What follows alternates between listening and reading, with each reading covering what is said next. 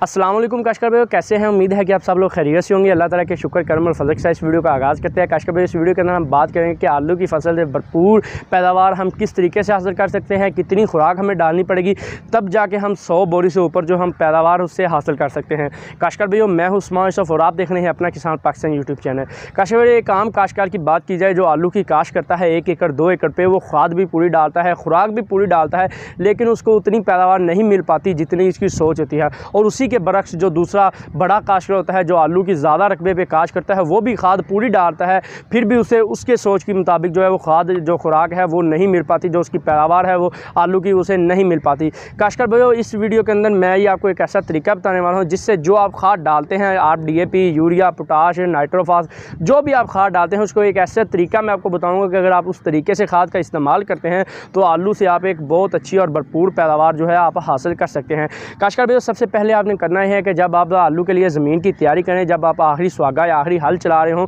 उस वक्त 2 बोरी या 1.5 बोरी DAP,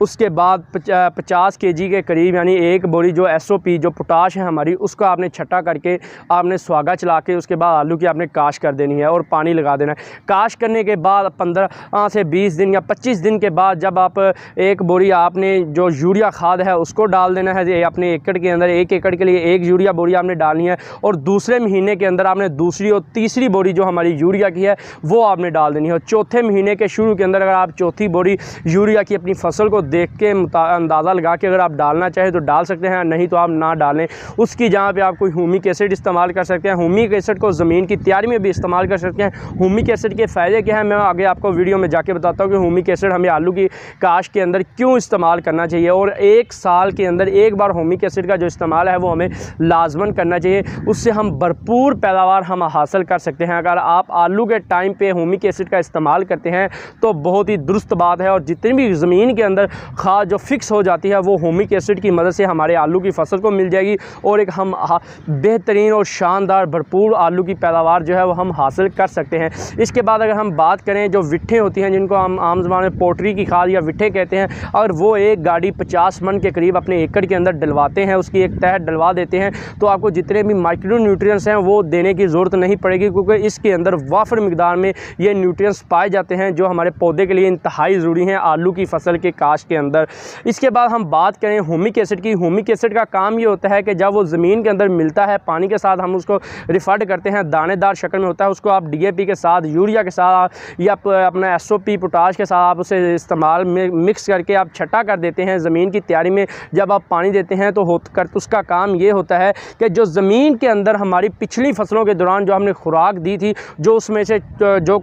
खुराक ज़मीन के अंदर फिक्स हो गई थी, उसको अनफिक्स करके यानी कि उसके साथ रिएक्शन करता है, उसको उसकी इस्तेमाल की हाथ में लेके आता है, जो आलू की फसल के लिए इंतहाई शानदार है। आलू उसको इस्तेमाल करता है और हमें भरपूर पैदावार जो है वो देता है। आलू की जो जड़ें होती हैं वो हमें बाहर से नज़र नहीं आ रही होती, लेकिन उसकी जो जड़ होती है वो 3 से 4 फुट गहराई तक जाती है, और 3 से 4 फुट नीचे ही ये एक तह बन जाती है, जो खादें फिक्स हो जाती हैं या नमकियात की वहाँ पर एक तह बन जाती है, जिससे आलू को नुकसान भी पहुँचता है, जिससे जड़ की बीमारियाँ जो बाद हमें देखने को मिलती हैं आलू की फसल के अंदर। अगर आप ह्यूमिक एसिड का इस्तेमाल कर लेते हैं, आपको नया सवेरा अब किसी भी कंपनी का ह्यूमिक एसिड जो है वो 8 kg वाली पैकिंग या 4 kg वाली पैकिंग, जो पैकिंग भी आपको मिलती है उसको पढ़ के अच्छी तरीके से अगर आप इस्तेमाल करते हैं तो एक आलू की आप भरपूर और बेहतरीन जो पैदावार है वो आप हासिल कर सकते हैं। इसके बाद आप जिंक सल्फेट जो है उसका इस्तेमाल करें, अमोनियम सल्फेट का आप आलू की फसल के अंदर इस्तेमाल कर सकते हैं। इसी तरह जो छोटे छोटे माइक्रो न्यूट्रिएंट्स हैं उनका आप जो इस्तेमाल, अगर आप ज़मीन की तैयारी के अंदर SOP खाद जो है वो नहीं डालते तो आप ज़मीन के पहले पानी या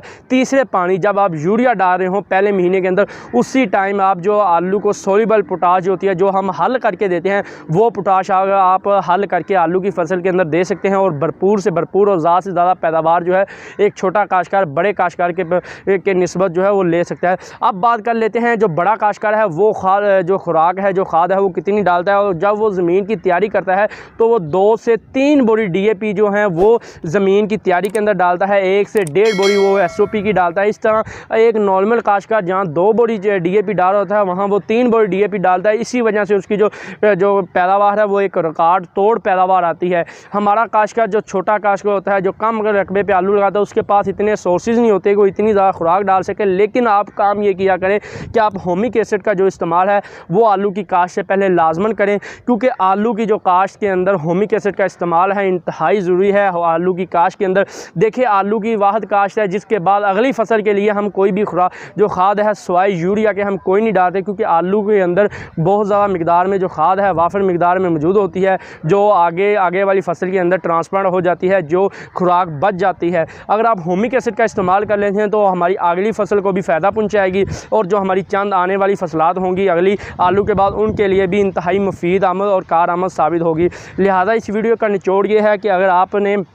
आलू कम रकबे पे या ज़्यादा रकबे पे काश्त कर रहे हैं तो 1 से 2 बोरी या 2.5 बोरी DAP,